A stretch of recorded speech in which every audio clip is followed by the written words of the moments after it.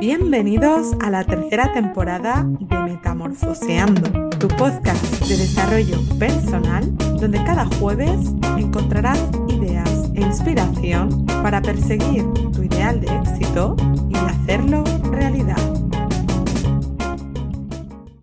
Hola, muy buenos días y bienvenidos a un nuevo episodio del podcast. Ya sabéis, este espacio donde cada jueves damos micro y altavoz a otros expertos que tienen algo que aportar en el campo del autoconocimiento y el desarrollo personal. En el día de hoy hablamos de salud femenina y la importancia de autoconocerse y autoexplorarse para gozar de un mayor bienestar físico y emocional. Lo hacemos con Mónica García Burguet, fisioterapeuta especialista en suelo pélvico femenino y salud de mujer, experta en método sintotérmico y ciclo menstrual y creadora de la cuenta Ciclos y Salud. Mónica, muchas gracias por aceptar la invitación y bienvenida al podcast. Hola Miriam, pues mira, un placer estar por aquí. Bueno, Mónica, yo tenía muchas ganas de tener esta charlita contigo. Creo que es la primera vez en el podcast que hablamos de un tema así y creo que le va a interesar mucho, sobre todo a la audiencia femenina de este podcast, porque bueno, como decía un poco en la entradilla, supongo que es súper importante, ¿no? Autoconocerse y autoexplorarse también, que es algo que se nos olvida a veces. Y bueno, para eso te hemos invitado, para que nos hables hoy un poquito de este tema y me gustaría empezar por el principio de todo, que para mí es, bueno, preséntate quién eres y de dónde nace este interés tuyo por este tema. Pues mira, sí, ¿no? Como dices, un tema muy importante, muy poco conocido. Las mujeres pues tenemos tendencia a no conocernos, no observarnos, no interesarnos por nuestro ciclo, por nuestros procesos fisiológicos. Y bueno, y la verdad es que pues para mí pues es un tema de mucho interés, una pasión y pues en ello estoy. Pues los inicios. Yo me diplomé de fisioterapeuta en Valencia. Y pues nada, empecé mi carrera de fisioterapeuta, pues general, ¿no? Pues de cuello, de pediatría, de geriatría, de rodillas, en fin, pues una profesión muy, muy amplia luego en la práctica. Y con los años de experiencia, pues me empecé a interesar mucho por todo lo que es el suelo pélvico, las incontinencias urinarias, el posparto y bueno, cáncer de pecho también, deporte adaptado para la mujer, pues bueno, todo este mundo que nos incumbe a las mujeres. Y me formé en ello, en este momento vivía en París, en Francia, y entonces allí pues hice muchas formaciones para especializarme en suelo pélvico y en salud de la mujer. Y bueno, y caí con todo esto también del ciclo menstrual, que fue como una formación aparte a fisioterapeuta. Y bueno, pues decidí formarme también en ciclo menstrual y método sintotérmico, que es un método de observación del ciclo.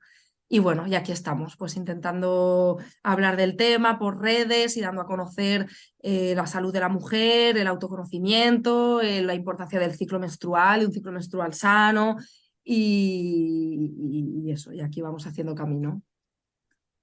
Wow, bueno, una amplia trayectoria, yo creo que variopinta además, ¿no? Pero siempre enfocado un poco a la figura de la mujer. Y claro, aquí me viene la palabra desconocimiento, ¿no? A la cabeza. ¿Tú crees que realmente tenemos una falta de cultura cíclica? Sin duda, sí. Sí, sin duda. Para empezar, en el colegio lo que nos enseñan es muy escueto. El ciclo menstrual está explicado muy superficialmente y profundizan a lo mejor un poco más en lo que es la parte de la reproducción. Pero claro, es que el ciclo menstrual, el objetivo final sí que es la reproducción y perpetuar la especie, pero para llegar a ello necesitamos un ciclo sano y al final un ciclo menstrual es un proceso fisiológico que nos acompaña pues desde que nos llega la primera menstruación hasta el final, cuando llegamos a la menopausia, pues todos estos años de vida fértil tenemos un ciclo menstrual que nos interese o no ser madre o terminemos embarazadas o no. Claro, es un, pues eso, un sistema fisiológico que está presente continuamente, pues el sistema hormonal y la verdad es que no tenemos ni idea. Vemos un sangrado cada X días, pues ya está, me ha bajado la regla y con eso me quedo. Y bueno, y la realidad es que pasan un montón de cosas entre sangrado y sangrado, que su buen funcionamiento resultante de un buen equilibrio hormonal, de ausencia de enfermedades ginecológicas, metabólicas, etcétera. Y la verdad es que no tenemos mucha idea. Yo creo que empezamos a interesarnos pues cuando queremos ser madre, ¿no? Que parece que ya te informas un poco más y bueno, y ahí ya yo creo que se profundiza. Pero si no, en general, la verdad es que yo creo que falta mucha información. Sí, yo creo que decías una cosa clave y es que no nos han enseñado, ¿no? Yo creo que a medida que vamos evolucionando también van apareciendo incluso aplicaciones donde registrar, ¿no? Pues el inicio del periodo, el fin, pero claro, de nuevo, es que muchas veces vamos a 1000 por hora con un montón de cosas que hacer y a veces lo acabas apuntando ahí un poco en las notas del móvil o en tu agenda, pero claro, de aquella manera, ¿no? Entonces, Claro. mira, hablabas de lo del flujo, hablabas un poco también de la duración, de si es más regular, irregular. Según tú, ¿cuáles serían como los estándares de un ciclo sano y a qué tendríamos que prestar atención? Vale, pues mira, un ciclo sano con respecto a la duración, lo que decimos es que tiene que durar entre unos 25 días y 32, 35 como máximo. Entonces, dentro de esta duración de ciclo hay varias fases y el centro o la parte más importante del ciclo sería la ovulación. Solemos decir que tiene lugar en torno al 14º día, pero no tiene por qué ser así. Puede ser antes o puede ser después. Depende de cada mujer, depende de cada ciclo, depende de cada mes. Entonces, lo importante, vuelvo, es esta ovulación. Si ha tenido lugar, el sangrado que vamos a ver es una real menstruación, como aquel que dice, pues porque la menstruación al final es el resultado de un óvulo que ha sido ovulado pero que no ha sido fecundado y entonces hay una menstruación. Claro, pueden haber ciclos anovulatorios, es decir, donde vemos un sangrado pero no ha habido ovulación en el centro del ciclo, digamos. Entonces, nosotras podemos pensar que estamos teniendo un ciclo sano porque estamos viendo sangrado, pero es que a lo mejor no está habiendo ovulación. Y esto, evidentemente, es un problema cuando buscamos ser mamás y no hay ovulación o sea, no hay óvulo que fecundar, pero fuera de la maternidad, como decía antes, es también un signo de que ahí hay algo hormonal o algún estado de estrés o alguna historia que hace que no ovulamos. Entonces, bueno, remarcar un poco eso, la importancia de la ovulación, que es el evento central que requiere de equilibrio hormonal, de serenidad, de un buen diálogo entre el cerebro y el sistema reproductivo, y entonces es un momento pues muy importante. Fíjate que estabas hablando de todo esto y a mí me venía inevitablemente a la cabeza la palabra píldora, ¿no? Porque al final es como algo con lo que nos hemos familiarizado y ha habido mucha información al respecto. No sé hasta qué punto verídica, falsa, hay mucho mito alrededor de ello. Claro, también me surge la duda, ¿no? De si hay algún tipo de interés por parte de las farmacéuticas. Entonces yo quería preguntarte, ya que estamos relacionados, a ti cuando acuden a consulta, ¿no? Porque a lo mejor tienen una regla irregular y siempre se nos ha recomendado un poco el uso de la píldora. ¿Qué opinión te merece a ti después de todos estos años? Pues a ver, el tema de la píldora es que genera mucho debate, la verdad. Hay dos tipos de píldoras. Están las píldoras que contienen un poquito de progesterona sintética y un poquito de estrógenos sintéticos, y luego están las que tienen solamente progesterona sintética. Entonces, al final, los dos tipos de píldora lo que hacen es anular el ciclo. Es decir, la comunicación que tiene lugar entre el cerebro, en concreto la hipófisis, que es la glándula que digamos que es el director de orquesta del ciclo menstrual, y el sistema reproductor, pues ahí no hay, no, o sea, ese diálogo que hay en condiciones normales fuera de hormonas sintéticas, pues ese diálogo no tiene lugar. porque al tomar unas hormonas sintéticas externas, ¿no? Pues nada, lo que hacemos es el cuerpo se confunde, toma estas hormonas como una información que está viendo ahí algo, un ciclo un poco tal, pero la realidad es que la real comunicación fisiológica se corta. Entonces, partiendo de la base de que las hormonas sintéticas anulan el ciclo, pues claro, luego hay que ver bien qué queremos conseguir anulando el ciclo. Si solamente lo queremos usar como anticonceptivo, como para regular el acné, para ciclos irregulares, pues bueno, sí que es verdad que lo ideal sería abordarlo desde una vía primero, pues más higiene de vida, alimentación, estrés, pues en fin, intentar regular el ciclo con otras vías que no impliquen cortar el ciclo, o sea, sí, cortar el ciclo menstrual. Eh, Hablando de anticonceptivos, pues por ejemplo, aquí es donde meto un poquito el método sintotérmico, un método de observación del ciclo menstrual. Lo que vamos a hacer es observarnos y determinar la ventana de fertilidad. Entonces se puede usar como anticonceptivo, ¿vale? Entonces, si lo que queremos ya es tratar un problema de salud, pues estilo una endometriosis o algún problema relacionado con el ciclo, pues más, pues eso, más profundo, ¿no? En ese caso, la píldora puede ser un tratamiento, ¿vale? Puede ayudarnos a controlar alguna enfermedad.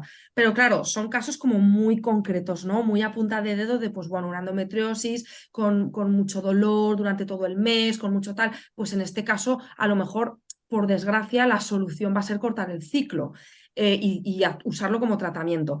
Pero claro, reitero, es en casos muy específicos, muy de algún tipo de patología, cuando ya nos salimos a, por lo que estaba comentando, ciclo irregular, acné y contracepción. Francamente, yo creo que los efectos secundarios que provocan las píldoras no salen a cuentas. O sea, el riesgo-beneficio, la balanza beneficio-riesgo, que es la que siempre se tiene en cuenta, pues jolines, francamente, ¿hasta qué punto queremos unos efectos secundarios pesados como son los de cortar un proceso fisiológico como es el ciclo menstrual frente a, pues yo que sé, un acné que a lo mejor se puede solucionar pues con alimentación, con un tipo de productos adaptados a la cara. eh, entonces, pues bueno, siempre es mirar el objetivo. Yo tampoco estoy de acuerdo en que la píldora, o sea, es veneno para toda la mujer, o sea, no. Pues hay mujeres que a lo mejor están escuchándonos y que toman la píldora pues porque tienen, como decía, una endometriosis severa o en fin, alguna patología que requiera de píldora y pues oye, a lo mejor la toman con mucha desgana, pero no les queda más remedio, ¿sabes? Pero bueno, siempre abordando pues otras vías mucho más respetando el ciclo, o sea, higiene de alimentación, tóxicos del entorno, gestionar el estrés, un sueño, o sea, tener un sueño de calidad, en fin, todas estas cosas pues que evidentemente requieren trabajo, o sea, es un trabajo que hay que hacer, que claro, nos tomamos la píldora, nos olvidamos del tema y ya está, pero jolín, acarreamos unos efectos secundarios pues que muchas veces no conocemos y por desgracia pues los tenemos que vivir y luego a los años nos dan, en fin, que hay mucho desconocimiento también que los ginecólogos yo creo que no explican todo lo que conlleva tomar la píldora, ¿no? Pues mira, me alegro que lo comentes y me gustaría traerlo a este momento de la conversación, ¿no? Y que nos hablas un poco quizá de esos efectos, porque sí que es verdad que, bueno, yo misma me pongo de ejemplo un poco en la adolescencia, también con las reglas irregulares y demás, ibas al ginecólogo y prácticamente te prescribían, ¿no? La píldora. Entonces, claro, no sé si ha sido por un interés, por un desconocimiento, ¿no? Y que luego se va viendo con el tiempo que quizá lo que tú dices, los efectos perjudiciales, pero bueno, en todo caso, por si alguien que nos esté escuchando le puede servir como ejemplo, ¿no? Claro, sí, sí que es verdad que, a ver, una vez llega la primera regla, o sea, para que el ciclo se estabilice, se requieren 2 años. Pues imaginemos que a una chica le baja la regla a los 13 años, durante los 2 primeros años, 13, 14, 15, hasta los 15 años, lo normal es que esa chica tenga ciclos irregulares, porque el mecanismo se está formando, se ha bajado la regla, por supuesto, pero al final todo va madurando progresivamente, no es que baje la regla y ya está, esto ya todo maduro y todo perfecto. Entonces, partiendo de la base que hay que dejar unos 2 años para que esto se ponga en marcha de una manera más regular, pues bueno, ya tenemos 2 años ahí donde hay que esperar a que el cuerpo vaya haciendo. Luego, sí que es verdad que una vez pasan estos 2 años, claro, se suele comer regular, el estrés, los estudios, que si las amiguitas, que si el primer novio o el segundo, en fin, cada una lleva sus ritmos. Pero quiero decir que es una etapa de, pues, de mucho estrés. Es que, claro, es que estamos diciendo que el estrés, la gestión del estrés, todo esto influye mucho en el ciclo. Entonces, pues lo normal es que una chica de 16, 17 años, con todo lo que implica estas edades pues complicadas, pues de incertidumbre, de no sé qué estudiar, de que si ahora me enamoro, ahora mi mejor amiga me enfado, ahora no sé qué, encima no se suele comer muy bien en esas edades, pues es que todo lo que tenemos son factores que hacen pues que el ciclo vaya a ser irregular.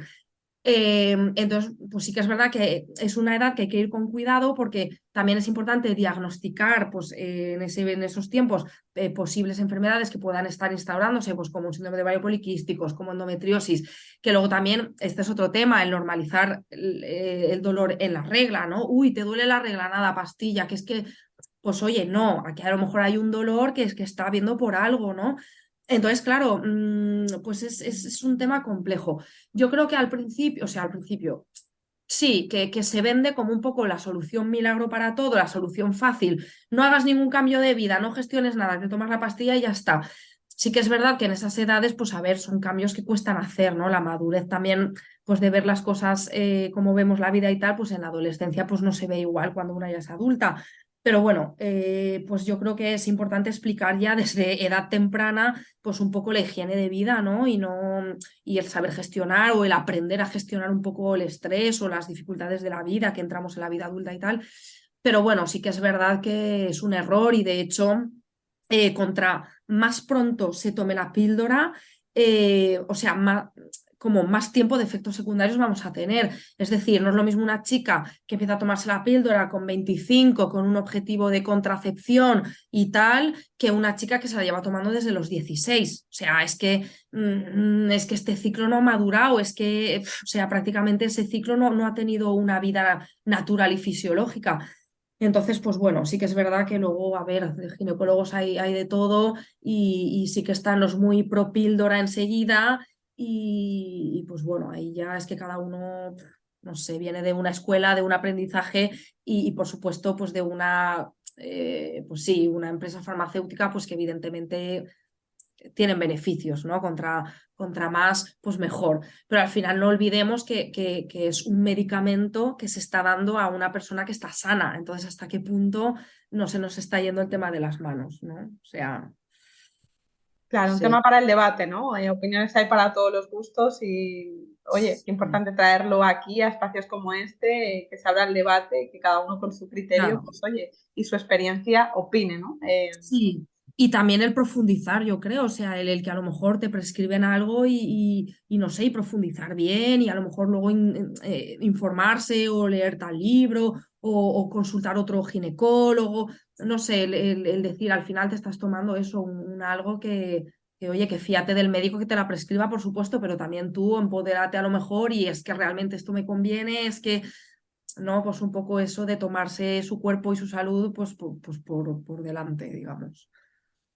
Sí, al final nadie es más experto en uno mismo que uno, con lo cual nadie se conoce mejor que otra persona y aunque esté la visión, ¿no? Médica, pero oye, tú sabes tus síntomas mejor que nadie. Entonces, qué importante también. Claro, y te puedes informar, te puedes contrastar opiniones, en fin, exactamente. Mira, hablabas también del tema de los ovarios poliquísticos, que también yo creo que está como muy extendido y que creo que al menos yo tengo un poco de desconocimiento en este tema, porque no sé hasta qué punto es lo mismo tener ovarios poliquísticos que el síndrome de ovarios poliquísticos, cómo afecta eso, pues por ejemplo, a la fertilidad o incluso también me ha parecido escuchar que a la vellosidad, ¿no? Efectivamente. Del facial. Cuéntanos un poquito más sobre esto. Sí, pues a ver, el síndrome de ovario poliquísticos es un síndrome complejo, eh, o sea, que tiene consecuencias a nivel ginecológicas con las hormonas del sistema reproductor, pero según el tipo, la base puede ser, o sea, es metabólica realmente, o sea, hay un problema metabólico de base que da como consecuencias una patología ginecológica, digamos. Entonces, o sea, es una enfermedad compleja que se diagnostica, bueno, según unos criterios y entre ellos pues es la presencia de quistes en el ovario, ¿no? Que no son tanto quistes como muchos folículos que son los futuros óvulos que vamos a ovular, pues están dentro de unos folículos, que estos folículos van creciendo durante la primera fase del ciclo y bueno, y lo que pasa en esta patología es que se forman muchos folículos, pero ninguno llega a ovular, ¿no? Ninguno llega a abrirse y a liberar el óvulo. Entonces, esto es lo que se puede ver en ecografía. Aparte, pues puede haber otros síntomas, como por ejemplo mucho vello, el desequilibrio hormonal este que hablábamos también, suele haber un cierto sobrepeso, y bueno, y entonces pues son varios síntomas que al final por descarte y por ciertos criterios pues se diagnostican síndrome de ovario poliquísticos. Luego, pueden haber ovarios poliquísticos que no tiene por qué tener todo el desequilibrio hormonal y demás, pero bueno, pueden haber una proliferación de, pues eso, a lo mejor de quistes o lo que sea, pero que no tiene por qué acarrear el desequilibrio hormonal. Entonces, bueno, pues sí, es una patología que está bastante extendida y bueno, y al final, ¿qué recetan los médicos? La píldora, ¿no? Para regular, para tal y para cual. Bueno, pues aquí yo, mujer, ya fuera de experta, mujer que tiene síndrome de ovario poliquísticos, bueno, pues yo soy un caso de libro, me diagnosticaron la píldora muy jovencita o sea, me prescribieron la píldora muy jovencita cuando me lo diagnosticaron. Y pues nada, yo viví con píldora durante un montón de años sin hacerme preguntas y tal. Y bueno, llegó un momento de mi vida que decidí dejar la píldora. Entonces nada, yo dejé la píldora, hice todos los cambios de higiene de vida, porque claro, pues luego para dejar la píldora y tener un poco la enfermedad controlada, tener tu ciclo sano, pues sin demasiados síntomas, pues bueno, tienes que llevar a cabo pues lo que hablábamos antes, higiene, alimentación, gestión del estrés, actividad física. Y nada, y la realidad es que yo pues dejé la píldora va a hacer 3 años y a ver, he tenido ciertos síntomas de mi enfermedad, pero vamos, que la tengo súper controlada, súper a raya, con ciclos sanos, con ciclos de 30 días. Y bueno, y es posible vivir con esta enfermedad sin tomar píldora. Evidentemente, pues tengo que tener como ciertos hábitos, ¿vale? O sea, a lo mejor, pues cualquier chica que no sufre de esto, pues no sé, bebe el alcohol que le da la gana, come lo que le da la gana y tiene el estrés como le da la gana y no le pasa nada en el ciclo, pues hay que tener una higiene de vida. Pero vamos, que es posible vivir sin píldora teniendo síndrome de ovario poliquísticos. Entonces, pues bueno, luego lo he explicado un pelín rápido, pero sí que es verdad que otros de los síntomas es que son ciclos muy largos y que hay dificultad a ovular. Entonces, yo, por ejemplo, con el método sintotérmico, que me observo el ciclo, pues yo veo que ovulo en cada ciclo. O sea, yo al final, mis ciclos, tú coges mis ciclos y no son de libro de síndrome de ovario poliquísticos. Entonces, pues bueno, que muchas veces nos ponen un diagnóstico, pero no significa que seamos ese diagnóstico, sino que evidentemente depende de la enfermedad y de los síntomas, pero que muchas veces podemos ser muy activos en nuestro proceso y hasta el punto, en este caso, de vivir con un diagnóstico, pero sin síntomas, ¿sabes? Sí, yo creo que es importante también testimonios, ¿no? Como el tuyo, volviendo un poco a lo que decíamos antes, que es importante también cuestionarse, ¿no? La receta que nos han dado y ver qué pasa, ¿no? Haciendo cambios, que igual se pueden ver modificaciones y bueno, es interesante. Y hablas luego también del método sintotérmico, que cualquiera que vea tus redes hablas muchísimo de este tema. Y me gustaría que nos explicaras un poquito en qué consiste todo esto y por qué está ahora tan de moda, por decirlo así. Pues mira, el método sintotérmico es muy interesante. Es una herramienta muy interesante para observar su salud hormonal. Yo lo intento resumir así, porque si no, no se entiende. Entonces, ¿qué vamos a observar? Pues simplemente vamos a observar o sea, unos biomarcadores que vamos a tener en nuestro cuerpo que nos van a ir dando información sobre nuestro ciclo, qué hormona predominante tenemos, si ha habido ovulación, si estamos probablemente en un periodo de fertilidad, porque hay que saber que la mujer no es fértil todo el ciclo. Es decir, el hombre es fértil en cada eyaculación, pero la mujer no. Tenemos una ventana de fertilidad en el ciclo. Entonces, por lo que vamos a hacer es observarnos y es como tener un reflejo de nuestra salud hormonal y de cómo está nuestro ciclo. Es un método que es accesible, es fácil, o sea, no es nada complicado. Conforme lo vas utilizando, te vas familiarizando con las observaciones. Al principio se te olvida, pero luego lo vas integrando completamente en el día a día. Entonces, vamos a observar dos cosas. El moco cervical, que es una secreción que tenemos a nivel de, bueno, del cuello del útero, que vemos en la vulva. Vamos a observar la textura de este fluido y la sensación, porque las que me estén escuchando pues habrán sentido pues este típico día que dices, ostras, me he hecho pis o voy muy mojada, tal, y no te has hecho pis, o sea, es como una sensación de, a lo mejor de húmeda, de mojada, de lubricada, de aceitosa. Entonces, vamos a tener en cuenta estas dos cosas. La textura visual y la consistencia del fluido que vemos y luego la sensación. Y esto nos va a dar información sobre los estrógenos que tenemos en el cuerpo, ¿vale? Los estrógenos aparecen en la primera parte del ciclo. Entonces, este va a ser un biomarcador. Y el segundo que vamos a observar es la temperatura basal, que es tomarse la temperatura antes de levantarse, antes de beber agua, antes de salir de la cama. Pues bueno, nos suena el despertador, pues nos tomamos la temperatura basal. La podemos tomar, necesitamos mucosa, la vamos a tomar o a nivel oral o a nivel vaginal o a nivel rectal. Lo más sencillo, oral. Te pones el termómetro bajo la lengua y ya está. Entonces, esta temperatura basal nos da información sobre la progesterona, sobre la hormona predominante en la segunda fase del ciclo.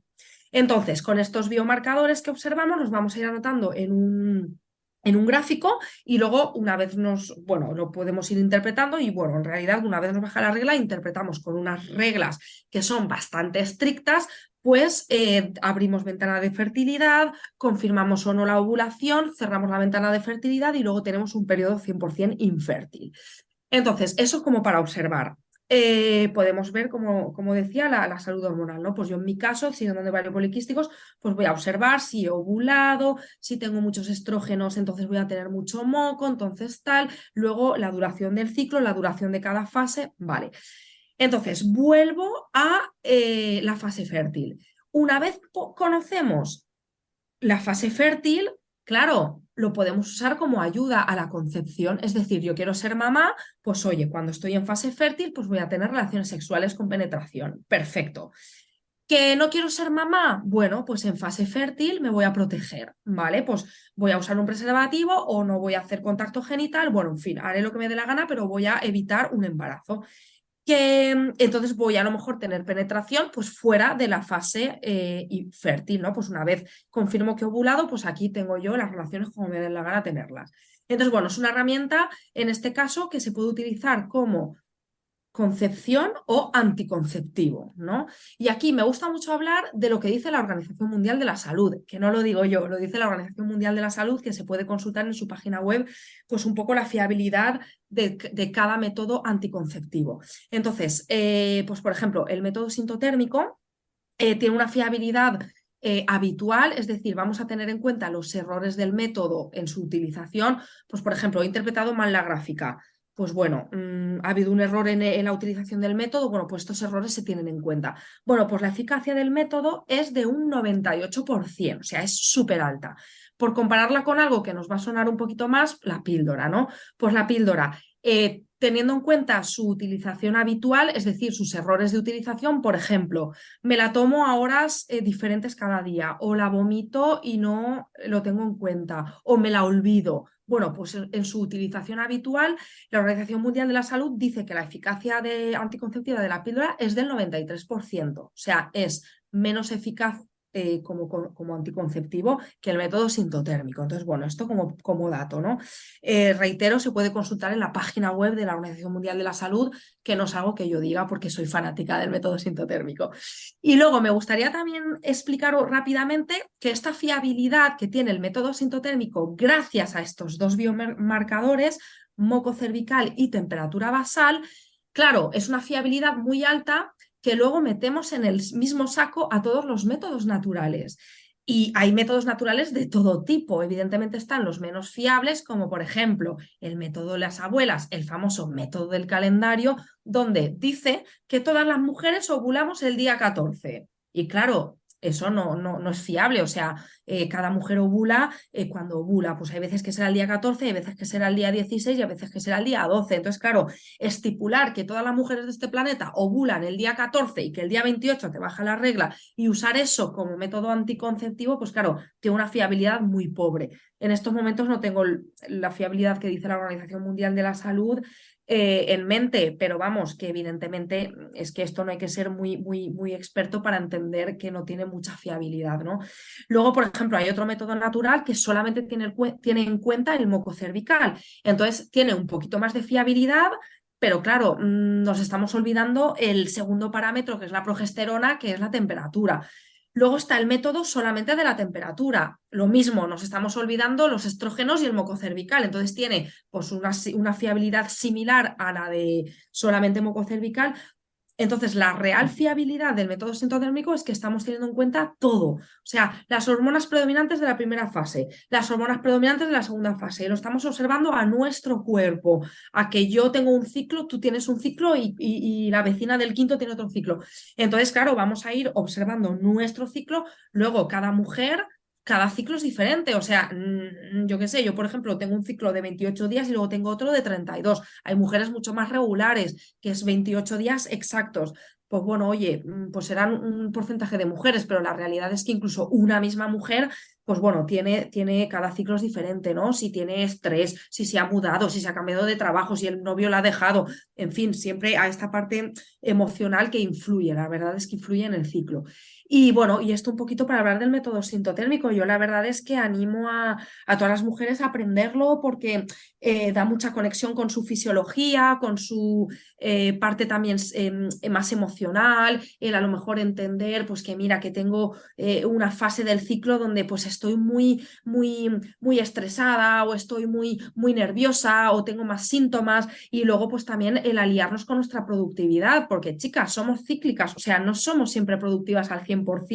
Es más, no tenemos que culpabilizarnos porque un día nos apetezca quedarnos en el sofá, tenemos un bajón de ánimo tremendo y fíjate tú que por casualidad 2 días después nos baja la regla. Ah, amiga, pues es que ¿sabes? Y muchas veces esto es reiterativo, o sea, nos pasa en cada ciclo. Entonces, al final vivimos como un poco en guerra con nosotras mismas porque no entendemos lo que nos pasa, no estamos igual que la semana pasada, que resulta que me llené la semana de planes porque estaba súper en forma y quedé con 1000 gente a la semana siguiente y luego no me apetece quedar con nadie, ¿sabes? Y al final, pues, jolín, aliarnos un poquito pues con esta ciclicidad, no culparnos, aceptarnos y luego un poco, pues eso, ir chequeando la salud y luego, francamente, el empoderamiento que da pues mira, soy fértil, pues me apetece hacer esto, o sea, el controlar así la fertilidad, el saber en qué estás, de la misma manera que dices, ostras, tengo sed, voy a beber agua y reconozco los síntomas de tener sed, pues ostras, tengo síntomas de estoy en fase fértil, ¿no? Entonces, pues jolín, conectarnos un poquito con nuestra esencia femenina que la verdad es que, pues nada, no, tenemos que producir siempre lo mismo, tenemos que ser siempre lineales, pues como la sociedad está, pues de predominancia energía masculina, ¿no? Y al final vamos un poco nosotras las locas que tenemos, y bueno, y aquí ya pues yo me vengo arriba porque soy muy, en ese sentido, muy feminista, ¿no? En nuestros procesos y en aceptarnos y ya está, y en conocer nuestro cuerpo, básicamente. Somos cíclicas en una sociedad lineal, creo que era el título de uno de tus posts, ¿no? Y Sí, al final, totalmente. bueno, esto yo creo que, como tú has dicho, tiene un gran trasfondo detrás. Yo creo que nos ha servido un montón para conocer un poquito más el método sintotérmico, que seguramente muchísimos de nuestros oyentes no habían escuchado nunca hablar sobre esto. Y, Mónica, yo no me puedo ir de este episodio como fisioterapeuta que eres sin preguntarte por otra cosita que también nos interesa mucho a las mujeres y seguro que a los hombres también, y es un poco por el suelo pélvico, porque esto está muy de moda ahora mismo y claro, imagino que tanto para relaciones sexuales como para incontinencias, danos unos tips de estos que tengamos que tener en cuenta para mejorar nuestra salud a ese nivel también. Total. El suelo pélvico es todo un mundo. Yo desde aquí, antes de dar tips, sí que diría que ante cualquier duda consultemos a un especialista de manera individualizada. Pues, por ejemplo, ¿cuándo consultar sin demorar? O sea, yo consultaría, pero vamos, ya en cuanto antes. Todo lo que es incontinencia urinaria. Incontinencia fecal, que también existe. Eh, Eso básicamente. Luego, todo lo que son dolores, chicas. Dolor en las relaciones sexuales no es normal. Hay que consultar a una especialista en suelo pélvico, hay que tratar ese suelo pélvico, hay que ver qué pasa, ¿vale? Entonces, los dolores, por favor, no los normalicemos. Las relaciones sexuales tienen que ser placenteras, ¿vale? No hay que aguantarse porque duele o tal, no, hay que consultar. Puede haber un gran problema de suelo pélvico. Entonces, bueno, dolor, incontinencias y demás. Y luego también animo a todas las chicas en posparto, ¿vale? El posparto, nos olvidamos de nosotras, tenemos al bebé en nuestros brazos y ya está, todos para el bebé. Y no hay que olvidar que ha habido 9 meses de embarazo, ha habido un parto más o menos traumático, sea cesárea, sea parto natural, no importa. Hay que ayudar al cuerpo, aunque sea un proceso fisiológico, al cuerpo hay que ayudarlo luego a volver un poquito pues eso, a su estado, ¿no? A tratar un poquito estas distensiones musculares, estas cicatrices si las ha habido, trabajar un poco toda la musculatura profunda. Entonces sí que es verdad que bueno, en España no hay mucha costumbre de ir a visitar un fisio tras un embarazo y un parto, pero bueno, yo la verdad es que lo aconsejo muchísimo. Y entonces eso de entrada, ¿no? Un poco todo lo que es a nivel individualizado, pues ir a consultar y tener un tratamiento personalizado, vamos, 100% para el caso específico de cada mujer. Y luego, pues nada, así tips en general. Pues mirar, yo diría no focalizarnos solamente en las famosas contracciones de Kegel o contracciones voluntarias, ¿vale? Estas que leemos siempre en las revistas de moda, ¿vale? Contraer el suelo pélvico, apretar como si quisieras cortar el chorro del pipí, ¿vale? Eso es una parte, ¿vale? Eso es una parte de la musculatura voluntaria. Puede ser interesante trabajarlo en ciertos casos, pero no es la panacea, ¿vale? Entonces, todo lo que es la parte involuntaria es súper importante. Tenemos un montón de musculatura involuntaria en el suelo pélvico y en el abdomen, porque luego yo ya me enzarzo a hablar de suelo pélvico, pero en el suelo pélvico hay que saber que trabaja en conjunto, ¿vale? Tenemos los abdominales, tenemos el diafragma, que es el músculo de la respiración, este que está arriba, o sea, arriba, abajo de los pulmones, digamos. Está la zona lumbar, entonces, claro, es todo un conjunto, ¿vale? De estructuras que trabajan juntas. Entonces, puede haber un problema en una de ellas y a lo mejor el síntoma es una incontinencia urinaria, que a lo mejor no hay tanto problema en el suelo pélvico como en un abdomen, que es poco competente y que está gestionando cero la presión abdominal y entonces, ¡pam!, el suelo pélvico es el que recoge esta mala gestión, ¿no?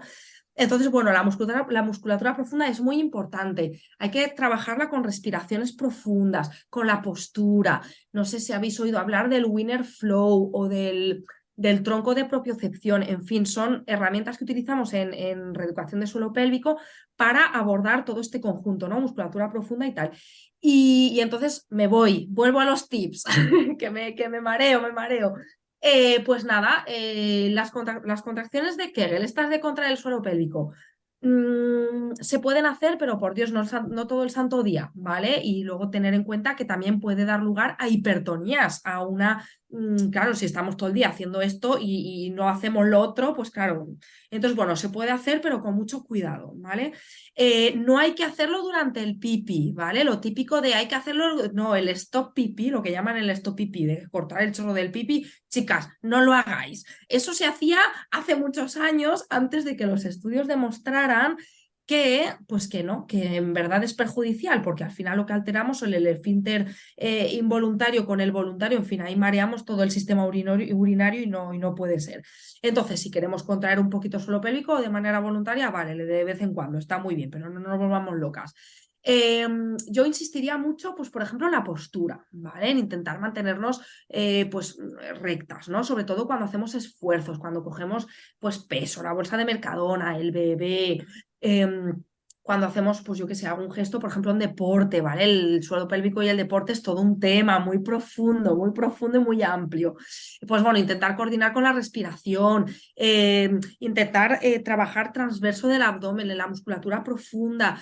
En fin, es que es muy amplio, es un tema muy amplio. Pero sí que es verdad que hay mucho desconocimiento y luego, por ejemplo, volviendo al deporte, en los gimnasios y tal, pues nada, ahí nos ponemos todas a hacer abdominales clásicos y a cargar peso y tal, y ahí normalmente no hay ningún entrenador personal que sabe, ¿sabes? Porque al final no podemos entrenar igual que los hombres porque la anatomía no es igual, la mujer, pues a lo mejor viene de un posparto y no le vas a, o sea, es que no puede hacer porque tiene que ir primero a la base, ¿no? A todo lo que es el tonificar la parte profunda, la musculatura profunda, todo ese colágeno que está del posparto, en fin, que hay un montón de procesos que la mujer va al gimnasio a apuntarse ahí, se pone a hacer abdominales clásicos, el crunch este que es nefasto. Entonces, bueno, sí que es verdad que habría que ir un poquito a sitios más especializados, más específicos, y bueno, y trabajar un poco pues el cuerpo de mujer, ¿no? Que por supuesto hay que hacer deporte y hay que correr y hay que tal, pero está claro que, bueno, depende de cada contexto, pues eso no es lo mismo un posparto que un tal, ¿sabes? Entonces, en fin, es un tema muy interesante como me podéis escuchar. Muy interesante, muy amplio. Definitivamente 45 minutos no son suficientes para todo lo que hay detrás de esto, pero bueno, invitadísima estarás para otra ocasión que tú quieras venir y aportar mucho más sobre el tema, que nos hemos dejado muchas cosas ahí en el tintero, pero bueno, yo creo que ha servido un poquito para dar una pincelada. Hemos hablado de la píldora, hemos hablado de ciclos menstruales, hemos enlazado con suelo pélvico. Al final yo creo que todo el conjunto, ¿no? de lo que viene esto a hablar, ciclos y salud de mujer, ¿no? Y con esa Y salud, bueno, eso es. antes de irnos de este episodio, Mónica, por favor, cuéntanos un poquito para todos los que quieran seguirte y encontrarte, dónde pueden hacerlo, qué estás haciendo en este momento y si puedes lanzarles un último mensaje final de cierre. Muy bien. Pues nada, por redes sociales soy Ciclos y Salud. También podéis contactarme por email, ciclosysalud@gmail.com. Y luego, pues, si queréis aprender el método sintotérmico, se puede hacer online sin ningún problema. Si estáis en Valencia presencial, organizo talleres grupales y luego, si no, individualizado también. Entonces, esto todo lo que es método sintotérmico. A nivel de suelo pélvico, pues ahora en estos momentos estoy haciendo pues alguna cosita a domicilio, más a nivel presencial, sí que online no tengo nada de suelo pélvico de momento. La página web la tengo en el tintero, a puntito de sacar, la tengo, ya os informaré por mi cuenta, por redes. Y nada, y pues nada, encantadísima de a todas las que queráis venir a leer, a informaros un poco sobre los posts que comparto. Y luego, pues si os animáis a aprender sobre el ciclo menstrual y el método sintotérmico, pues encantadísima de seguir empoderando a mujeres en los procesos femeninos. Y un poco mi mensaje final sería este, pues que intentemos hacer las paces un poco con nuestro cuerpo, con nuestros cambios, que para ello me parece que es fundamental conocernos, ¿no? Y aceptarnos y de esta manera pues aliarnos con nosotras mismas y con nuestros procesos, que es algo difícil en una sociedad lineal de predominancia de energía masculina, entonces estamos ya de entrada a contracorriente, entonces somos unas revolucionarias cuando nos interesamos en todo esto y pues a toda aquella que quiera profundizar en todos estos temas, pues nada, que me contacten por redes, por email y yo encantadísima de seguir hablando de esto más a nivel individual o aquella que esté interesada. Y bueno, contigo, pues nada, la próxima con mucho gusto. Todo este mundo femenino, nada, yo encantada de compartirlo. Pues muchas gracias, Mónica. Yo creo que con ese mensaje final de cierre nos quedamos, ¿no? Y esa invitación a autoconocernos y a aliarnos con nuestros propios procesos, cambios.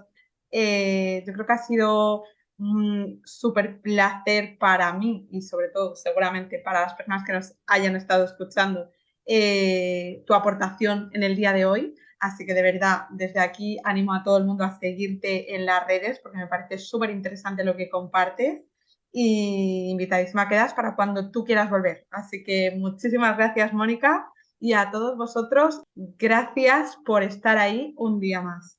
Si os ha gustado este episodio, os recomiendo también el capítulo 42 del podcast, donde hablamos con la doctora Paloma Cornejo, especialista en dermatología y todo un referente en la terapia en nuestro país. Os dejaré el enlace en las notas del episodio. Recordaos que vuestras suscripciones en las plataformas iVoox, Spotify, Podimo y Apple Podcasts me ayudan a seguir creciendo y a que más episodios como estos sigan siendo posibles. Agradeceos el haber estado ahí al otro lado, como cada día, escuchando.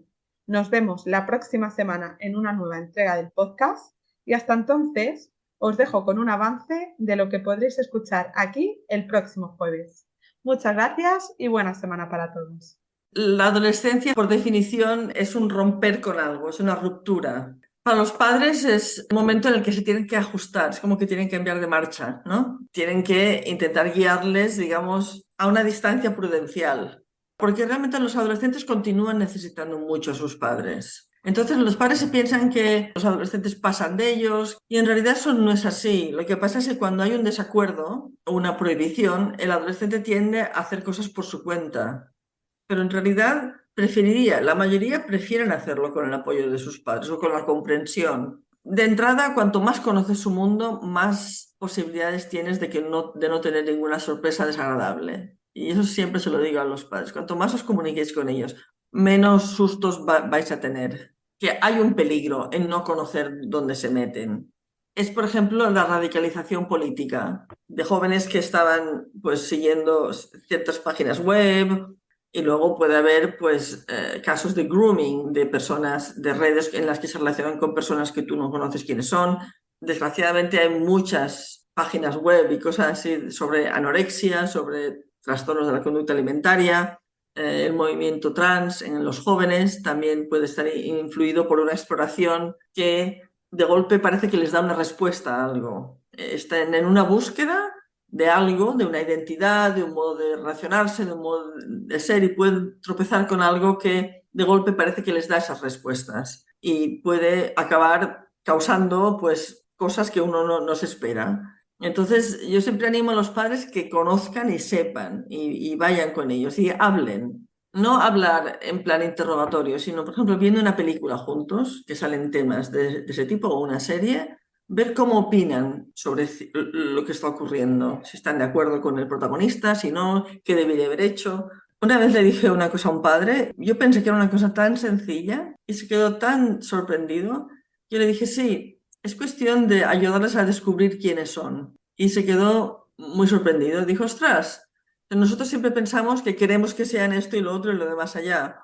Y claro, y piensas, no son clones, ni son una versión moderna de quién eres tú. Son personas que ya nacen con un temperamento y unas aficiones y unos talentos que a lo mejor tú desconoces o tú no tienes. Entonces, es eso, la exploración es eso. Es decir, bueno, ¿qué es lo que te gusta? Yo puedo no tener ni idea, pero resulta que a mi hijo le gusta esto. Mira, ¿quién lo hubiera pensado? Es una cuestión de tener la mente abierta.